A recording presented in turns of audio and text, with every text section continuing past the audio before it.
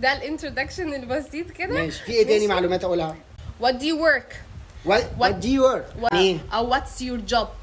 يعني work يشتغل، job العمل. What do you work؟ What do you work؟ تانية مهن كده. what is your job؟ ما هي ايه؟ ما هو عمل ما هو عملك يا ولد؟ انا هو انا قد عملك؟ ستك يا ولد.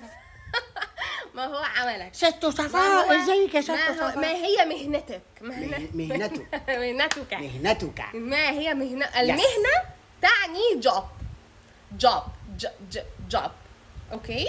طب ايه هي الجوبس بقى اللي احنا المفروض نعرفها؟ يعني اقول له ايه بقى؟ اقول له انا محامي مثلا. محامي lawyer. انا lawyer. law يعني قانون. lawyer يعني قانون. liar not lie. زي فيلم لاير بتاع جيم كاري لما قال له ابوك شغال ايه؟ حاجة تانية. قال له ابوك شغال ايه في اول الفيلم؟ قال له لاير.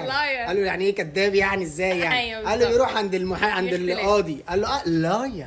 lawyer بالظبط. lawyer يعني محامي. liar يعني كذاب. يا لاير. حد يجي يقول لي what do you work؟ اقول له I am doctor. I am a doctor. أنا دكتور. طب انا ليه بحس ان انا وانا بتكلم انجليزي ببقى يا ست صفاء؟ فاهمه؟ لا باخدها بسلام. يعني دايما هو نغمة. يعني على انت بتتكلمي فكرة كده انجليزي؟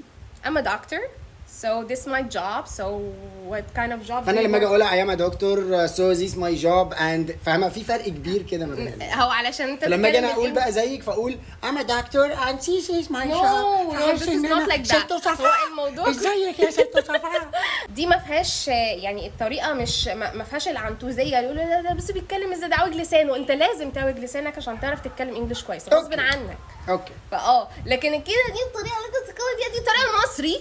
يعني في كلام لما تسمعيه هي الكلمه تعرفي ده مصري ولا ده هندي؟ بنعرف مثلا زي كلمه work دي بالامريكان work. بس لو البريتش اللي هو الانجليزي البريتش بنقول work.